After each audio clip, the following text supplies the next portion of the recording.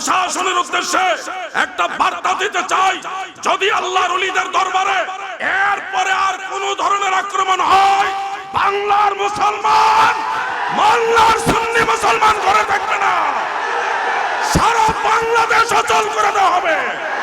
সাধনে পাইব তোমায় গো নবীজি, আমি কোন সাধনে পাইব তোমায়। এই গজলের একটা অংশ হলো একটা লাইন, নবী রাখালেরও বেশে মা খাদিজার দেশে বকরি যে চড়াইতেন জঙ্গল, আই গো নবী কোন সাধনে পাইব তোমায়। এই কথাটা কোথায় সরাসরি আল্লাহ রসুলকে কাও বয়, নাউজুবিল্লাহ সুম্মা নাউজুবিল্লাহ। এই শব্দ কোথায় বলেছে আর এখানে ভেসে, একটা হলো সরাসরি রাখাল বলা, আর একটা হলো রাখালের ভেসে বলা। কারণ আল্লাহর হাবিব রাহমাতুল্লিল আলামিন তথাকথিত রাখাল এই শব্দ বলা যাবে না। ওই সময় ভেড়া বকরিদেরকে আল্লাহর হাবিব রাখালের ভেসে রহমতের নজরে সোহবত দিয়েছেন, ঠিক কিনা বলেন? কাজী নজরুল ইসলাম এই ব্যাপারে কবিতা লিখেছেন, গান, ইসলামী সঙ্গীত, গজল। আপনারা দেখেছেন না? গুগলে সার্চ দিয়ে প্লে স্টোরে দেখে নেন। কাজী নজরুল ইসলামও আমার নবীর ব্যাপারে কবিতা লিখেছেন। রাখালের বেশে এই শব্দটা আমাদের কারো বানানো না, এটা শত শত বছর যাবত কবি, সাহিত্যিক, ইসলামিক দার্শনিক তারা এই শব্দটা ব্যবহার করেছে। ওলামায়ে কেরাম আপনারা জেনে রাখতে পারেন, নজরুল সঙ্গীত মানে নজরুল যতগুলি ইসলামী সঙ্গীত লিখেছেন, এর মধ্যে একটা সঙ্গীতের শিরোনাম হলো মেষ চারণে যায় নবী কিশোর রাখাল বেশে। মেষ চারণে যায় নবী কিশোর রাখাল বেশে। এরকম আরো বহু কবিতা আছে, বহু কবিতা, যেখানে বড় বড় যারা ধার্মিক ছিলেন, আশিক রাসূল ছিলেন, সরাসরি নবীজিকে রাখাল শব্দ ব্যবহার করেনি, তারা বলেছে রাখাল বেশে। জিবরিল আমিন আলাইহিস সালাম দুনিয়াতে মানব বেশে আসছেন, মানুষের সুরতে আসছেন, তাই বলে জিবরিল মানুষ নয়, বরং জিবরিল নূর এবং ফেরেশতাদের মধ্যে একজন সম্মানিত ফেরেশতা। ওই ভাই আমার, যদি বলা হয় যায়েদুন কাল আসাদ, যায়েদ সিংহের মতো, বাঘের মতো, এখানে যায়েদকে বাঘ বলা হয়নি, বলা হয়েছে বাঘের মতো সাহসী। ও ভাই আমার, তোমরা নিজেদের কুফরিকে ঢেকে ফেলার জন্য আশিকে রাসূলদের জবানের গজলের আশ্রয় নিয়েছো। এরপরে বলতেছে কি, নবীজি ভেড়া বকরি এগুলি চড়াইছে যেন ভেড়া বকরির কাছ থেকে ওটা শিখতে পারে মানুষকে কেমনে কন্ট্রোল করা লাগে। তাহলে নবীজির শিক্ষক কাদেরকে বানানো হইল? একটা কুফরিকে ঢাকার জন্য এখন কত বড় কুফরি করলো। এই জন্য আপনাদেরকে বলছি সচেতন হবেন, আর যদি সচেতন না হন তাহলে আপনারাও আখেরাতে উঠবেন, আমরাও আখেরাতে উঠবো। আমরা ইয়াজিদের দলের সাথে উঠবো না, আমরা মদিনাওয়ালার পক্ষে উঠবো, আমরা ইমাম হুসাইনের পক্ষে থাকবো। আছে না নাই? যুবক ভাইরা শোনো, যুবক ভাইরা তোমাদেরকে বলি, কলিজার টুকরা যুবক ভাইরা তোমরা শোনো, তোমাদেরকে অনুরোধ করি, কারবালার ময়দান ইমাম হুসাইন রাদিয়াল্লাহু আনহু মাত্র ৭২ জনের কাফেলা নিয়েছিলেন। তোমরা কি কারবালার ময়দানে ইমাম হুসাইনের সেই দলকে সাহায্য করবা না? যুবক ভাইরা আপনারা কি ইমাম হুসাইনের পক্ষে থাকবেন না? আমি আপনাদেরকে একটু বিষয় শেয়ার করি। এই যুবক ভাইরা, আপনাদেরকে জান্নাতের লোভ দেখাবে, জান্নাতে যেতে হবে, জান্নাতে যাবেন, বলবে আমরা ইসলামী খেলাফত কায়েম করব। খেলাফত কায়েম করবেন যারা, শুনেন, রাসূল করিম সাল্লাল্লাহু আলাইহি ওয়াসাল্লাম বলেছে আমার পরে 30 বছর খেলাফত থাকবে, এরপরে খেলাফত ফিনিশ, আসবে মুলকিয়াত। সহিহ মুসলিমের হাদিস, আলেমরা সবাই জানে খেলাফত থাকবে কয় বছর। তো 30 বছর কি এখনো হয়নি? নবীজি সাল্লাল্লাহু আলাইহি ওয়াসাল্লাম পর্দা নেওয়ার 30 বছর পরে, অর্থাৎ হযরত আবু বকর সিদ্দিক, হযরত ওমর ফারুক, হযরত ওসমান যুন্নুরাইন, হযরত শেরে খুদা মাওলা আলী, হযরত ইমাম হাসান ইবনে আলী রাদিয়াল্লাহু আনহুম, এই ইমাম হাসান পর্যন্ত খেলাফতের 30 বছর কমপ্লিট, শেষ। এই খেলাফত কিয়ামতের আগ পর্যন্ত আর আসবে না। তোমাদেরকে যেই খেলাফতের লোভ দেখাইতেছে এটা মদিনাওয়ালার সেই খেলাফত না। ওই খেলাফত বহু আগে বন্ধ হয়ে গেছে, আর আসবে না কিয়ামতের আগে। এখন যে খেলাফত আছে, যুবক ভাইরা শোনো, কিয়ামত পর্যন্ত যে খেলাফত থাকবে এটা ওই খেলাফত না। সত্যিকারের খেলাফত যেটা ইমাম মাহদী আলাইহিস সালাম পর্যন্ত থাকবে, এটা কোন খেলাফত জানো? খেলাফত দুই প্রকার। মিশকাতের সরা মিরকাতের মধ্যে ইমাম মোল্লা আলী কারি রহমাতুল্লাহ আলাইহি উল্লেখ করেন, যেই খেলাফত 30 বছরে কমপ্লিট হয়ে গেছে, শেষ হয়ে গেছে, খতম হয়ে গেছে, ওই খেলাফত হলো খেলাফতে নবুয়ত। এটা বন্ধ, আর এটা খোলা হবে না। এরপর আরেকটা খেলাফত হলো খেলাফতে ভেলায়াত। এই ভেলায়াতের খেলাফত ইমাম হুসাইন, ইমাম জাইনুল আবেদিন, ইমাম মুহাম্মদ বাকের, ইমাম জাফর সাদিক, ইমাম মুসা কাজিম, এইভাবে আওলাদে রাসূল হয়ে আল্লাহর ওলিদের মাধ্যমে চলতে চলতে চলতে চলতে এই খেলাফতে ভেলায়াত ইমাম মাহদী আলাইহিস সালাম পর্যন্ত থাকবে। এবার আমি তোমাদেরকে যে তথ্য দিলাম, যারা তোমাদেরকে ইসলামী খেলাফত কায়েম করবে বলে ইবনু আব্দুল ওয়াহাব নজদির আকীদার দিকে নিয়ে যাচ্ছে, তোমরা একটু নিশ্চিত হও তারা যেই খেলাফতের কথা বলছে এই খেলাফত মদিনাওয়ালার খেলাফত না, ওটা বন্ধ হয়ে গেছে বহু আগে। আর তোমরা যদি বলো না আমরা ইসলামী খেলাফতে থাকতে চাই, তাহলে সেই খেলাফত এই তথাকথিত ওয়াহাবি নজদিদের কাছে না রে, এই খেলাফত আবেদ শাহ মাদানির কাছে, এই খেলাফত মুজাদ্দিদ আল ফিসানির কাছে। নারে তাকবীর, আল্লাহু আকবার, নারে রিসালাত, ইয়া রাসূলুল্লাহ, আহলে সুন্নাত ওয়াল জামাত, জিন্দাবাদ জিন্দাবাদ, কমিটি রুসান নববী, জিন্দাবাদ, ইমামের পরে দরবার শরীফ, জিন্দাবাদ জিন্দাবাদ। যুবক ভাইরা শোনো, এই খেলাফত গাউসে পাকের কাছে, এই খেলাফত খাজা গরিবে নওয়াজের কাছে, এই খেলাফত মুজাদ্দিদ আল ফিসানির কাছে, এইভাবে যত আল্লাহর আউলিয়া পীর মাশায়েখ হক্কানি পীর মাশায়েখ আছে, তারা সবাই সেই খেলাফতের অধিকারী। কোন খেলাফত? বেলায়েতের খেলাফত। জিজ্ঞাসা করেন, হে আবেদ শাহ মাদানি, আপনি কার খলিফা? তিনি তার মুর্শিদের পরিচয় দিবেন, আমি অমুকের খলিফা। তিনাকে জিজ্ঞাসা করেন, আপনি কার খলিফা? তিনিও তার মুর্শিদের পরিচয় দিবেন, আমি অমুকের খলিফা। এইভাবে পরিচয় দিতে দিতে দেখবেন এই সিলসিলা পীর মাশায়েখ তারা মূলত ইমাম হুসাইনের খলিফা, ইনার আল্লাহর রাসূলের খলিফা। ঠিক কিনা? তোমরা আসল জিনিসের চেনো না রে ভাই। যদি আল্লাহর জমিনে আল্লাহর হাবিবের খলিফা খুঁজতে চাও, তাহলে আল্লাহর ওলির কাছে যাও, তারাই সে মদিনাওয়ালার খলিফা। বায়াতে রসুল, বায়াতে খোদা বলা হচ্ছে না, আপনি যান ওনার কাছে, হুজুরের কাছে, আল্লামা সৈয়দ বাহাদুর শাহ মুজাদ্দিদি আল আবিদি হুজুরের কাছে গিয়ে বায়াত গ্রহণ করেন। হুজুরে বায়াত দিব কার জানেন? সরাসরি মদিনাওয়ালা। তাহলে খলিফা হলো উনি মদিনাওয়ালা। সিলসিলা বয় সিলসিলা হয়ে উনি কিন্তু ধারাবাহিক আল্লাহ রসুলের খলিফা, ধারাবাহিক ডিরেক্ট নয়, অনেক লম্বা একটা সাজারা হয়ে সিলসিলা হয়ে উনি মদিনাওয়ালার খলিফা। তোমরা তো আসল খলিফাই চিনো না, ইংরেজি হুজুর পাইলে দৌড় মারো। তোমরা রসুলের খলিফা খুঁজতে চাইলে যারা নায়েবে নবী আছে এই জামানা, ওই সিলসিলায়ে আহলে সুন্নাহ বিভিন্ন হক সিলসিলার খেলাফত প্রাপ্ত যারা, তাদের কাছে যাও, তারা হলো সত্যিকারের খলিফা। আজ যুবক ভাইরা চতুর্দিকে তাকাও, খুঁটিগুলির দিকে তাকাও, প্যান্ডেলের খুঁটিগুলির দিকে তাকাও।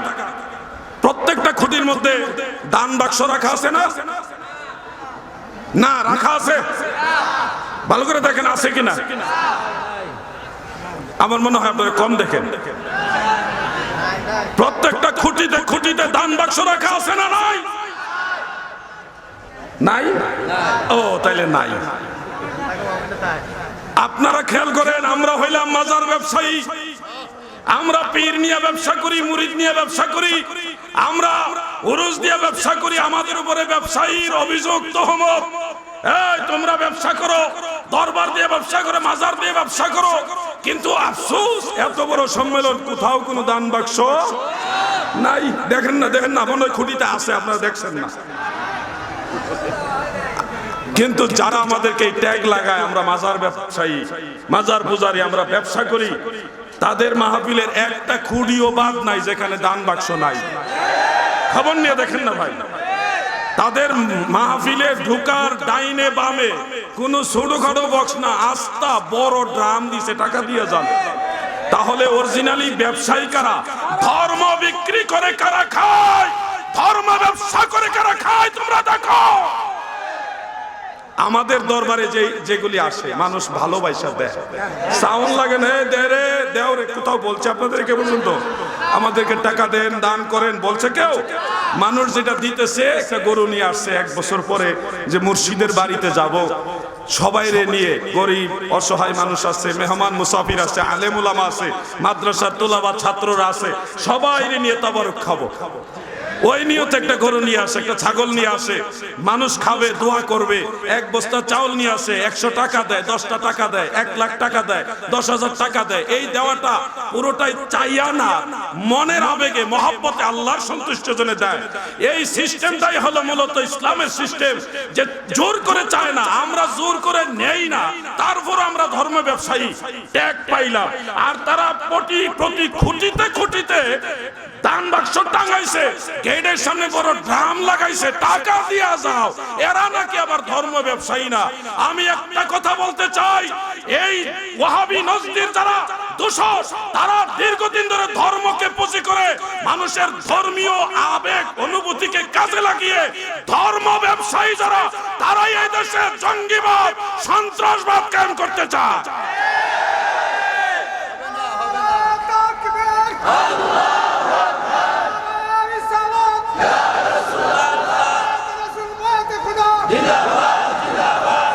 আমি আপনাদেরকে একটু 1 থেকে 1.5 মিনিট কথা বলি, আমি মাইক ছাড়বো।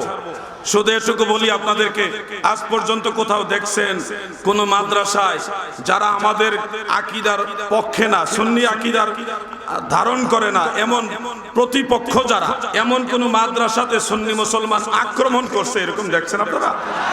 কিন্তু আপনারা এটা দেখছেন কিনা যে সুন্নি দরবারে, সুন্নি মাজারে আক্রমণ হয়েছে, এটা দেখছেন কিনা? তাহলে অরিজিনালি ইসলামের আদর্শটা কার ভিতরে আছে? ও ভাই, যারা ইসলামের দোহাই দিয়ে মানুষের বাড়িঘর লুটপাট করে, মানুষের প্রয়োজনীয় দ্রব্যাদি, খাদ্য সামগ্রী, গরু ছাগল ভেড়া বকরি তো আছেই, যারা চুরি করে, মাজার ভাঙ্গে, মানুষের উপর আঘাত করে, এরা হইল ইসলামের বড় প্রবক্তা। আর আমরা মাইর খাই, মানুষকে শান্তির বাণী শোনাই, তাসাউফের কথা বলি, মুমিন মুসলমানে ভাই ভাই মিলেমিশে থাকতে হবে এই কথা বলি। কোন ধর্মীয় ব্যাপারে যখন বিভেদ হয় তখন বলি আসেন দলিল আদিল্লা দিয়ে আলোচনা করি। আমরাই তো বাহাসের জন্য আহ্বান করি যে সমাধান করেন কোরআন হাদিসের আলোকে। যারা সমাধানও আসে না, কোরআন হাদিসের আলোকে মোকাবেলা তো আসে না, এরা আসে আবার ধর্মের দোহাই দিতে। তোমরা আর কবে বুঝবা ভাই এরা যে ধর্ম ব্যবসায়ী? কবে বুঝবা? বলছে অমুক দল তারা ছিল স্বৈরাচার, তাহলে ওই দলের সময় তাদের সাথে এক সময় এই লোকেও তো কাজ করছে, যারা ওদেরকে ট্যাগ লাগাইতেছে এরা স্বৈরাচার। তো এদের সাথে তো আপনারাও এক সময় ছিলেন, তাহলে স্বৈরাচারের সহযোগিতা আপনারাও। হ্যাঁ, তাহলে অমুক দল যে এক দল খায়া গেছে, আরেক দল খাওয়ার জন্য রেডি। আপনি যে বললেন যাদেরকে খাওয়ার জন্য রেডি, মানুষ তো বুকা না রে ভাই, মানুষ বুঝে। যাদেরকে আপনি বললেন খাওয়ার জন্য রেডি, তাদের সাথে জোট করে এই দেশে কারা রাজনীতি করছে? আপনারাই তো করছেন। তাহলে খাওয়িন না দলের এইটা তো আপনারা আছেন, এইটা তো আপনারা আছেন। তা আপনারা কই থেকে আলগা কি আছেন আর কোন জায়গার থেকে নাকি? আমরা সুন্নি, আমরা তাদেরকে ভালোবাসি যারা ওলি আল্লাহদেরকে ভালোবাসে। কথা বুঝতে পারছেন? এক কথাই বলছি, কোন রাজনৈতিক নির্দিষ্ট দল আমাদের না, বড় ঘরানা যত দল কোনটাই নির্দিষ্ট আমাদের না। যারা ওলি আল্লাহদেরকে ভালোবাসে আমরাও তাদেরকে ভালোবাসি। এটা আমাদের সুন্নিদের একটা দুর্বল পয়েন্ট, আমরা তাদের ভালোবাসি সবাইকে, কোন নির্দিষ্ট দল না। অতএব আজকের আলোচনা আর সামনে নিব না। তবে শোনো হে ভাই, ময়মনসিংহ শহরে থানার সাথে একজন বুজুর্গ ব্যক্তি, তাসাউফপন্থী ব্যক্তি মাজার ভেঙ্গে চুরমার করে দিয়েছে, সেখানে জিনিসপত্র লুটপাট করে নিয়ে গেছে। এটা গত 2-1 দিন আগের ঘটনা। হযরতে কালুসা রহমাতুল্লাহ আলাইহির মাজার, 200 বছরের আগের মাজার। সেই মাজারটা তারা ভেঙেছে। দোহাই কি? ওখানে কাওয়ালি হয়েছে। তো কাওয়ালি তো বর্তমান যিনি প্রধান উপদেষ্টা আছেন এবং তিনার সহকারী যিনি মাহফুজ সাহেব আছেন, ওনারাও পছন্দ করে। উপদেষ্টাদের আরো দুই একজন কাওয়ালি করেছে, কাওয়ালি অনুষ্ঠানে অংশগ্রহণ করেছে এবং কাওয়ালি সমর্থন করে সেই অনুষ্ঠান ওখানে করেছে। একান্তই যদি কোনো প্রতিষ্ঠানের ডিস্টার্ব হয় তাহলে অনুরোধ করে সেই অনুষ্ঠান বন্ধ করা উচিত ছিল। তো আল্লাহর ওলি বা বুজুর্গ ব্যক্তির মাজার ভাঙচুরে তারা কি প্রমাণ করতে চাইলো? আমরা কি এইভাবে একের পর এক আল্লাহর ওলিদের দরবারে আক্রমণ সয়ে যাব? আওয়াজ দিয়ে বলেন সয়ে যাব। আমি আজকে ইমামে রব্বানি দরবার শরীফ থেকে প্রশাসনের উদ্দেশ্যে একটা বার্তা দিতে চাই, যদি আল্লাহর ওলিদের দরবারে এরপরে আর কোন ধরনের আক্রমণ হয়, বাংলার মুসলমান মোল্লার সুন্নি মুসলমান ঘরে থাকবে না, সারা বাংলাদেশ অচল করে দেওয়া হবে। যদি আল্লাহর ওলিদের দরবারে আর আক্রমণ হয়, সারা বাংলাদেশ অচল করে দেওয়া হবে।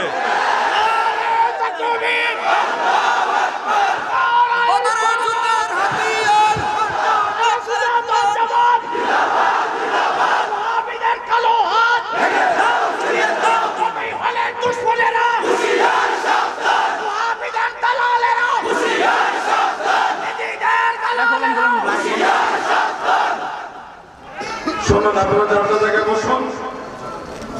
বাংলাদেশ আহলে সুন্নাত ওয়াল জামাতের পক্ষ থেকে বসেন আপনারা। বাংলাদেশ আহলে সুন্নাত ওয়াল জামাতের পক্ষ থেকে আমরা এই বিষয়গুলি গভীরভাবে পর্যবেক্ষণ করছি। আমরা কখনো এই দেশে অশান্তি চাই না, এই দেশের মধ্যে শান্তি শৃঙ্খলা নষ্ট হোক এটা আমরা চাই না। এই জন্য বৃহৎ স্বার্থে, জাতীয় স্বার্থে, দেশের স্বার্থে আমরা তেমন কিছু বলি না। প্রশাসনকে বারবার অনুরোধ করি, আপনারা এটা দেখুন, আপনারা এটা পর্যবেক্ষণ করুন। প্রশাসন দেখছেন, কিন্তু কিরকম দেখছেন সেটা নমুনা দেখছি। আমরা প্রশাসনের দৃষ্টি আকর্ষণ করব, এদেরকে দ্রুত গতিতে আইনের আওতায় নিয়ে আসা হোক। আল্লাহর ওলিদের দরবার আক্রমণ করেছে, তাদেরকে দ্রুত গতিতে আইনের আওতায় আনা হোক। অন্যথায় সুন্নি জনতা একবার মাঠে নেমে গেলে তখন কিন্তু আপনারা সামলাইতে পারবেন না, সেই দিনটা আমরা চাই না। সাগর দেখেছেন, সাগরের তরঙ্গ দেখেননি। আপনারা বাঘ সিংহের নাম শুনেছেন, সিংহের ধাবা দেখেননি। আপনারা সুন্নি জনতার নাম শুনেছেন, সুন্নিয়তের গণজোয়ার দেখেননি। আমরা শেষবারের মতো এই বার্তা প্রশাসনের কাছে দিলাম। এটা হলো আমরা ওনাদেরকে অনার করলাম, আর যেন কোনো ওলি আল্লাহর দরবারে আক্রমণ না হয়।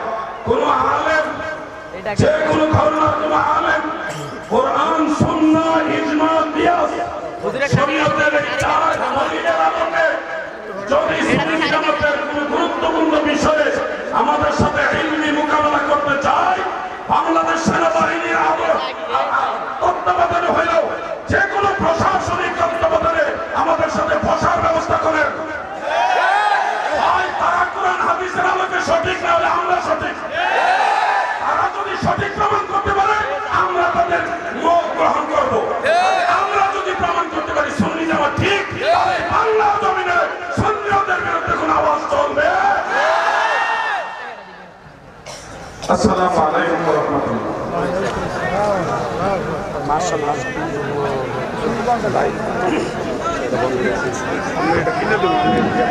মাশাআল্লাহ।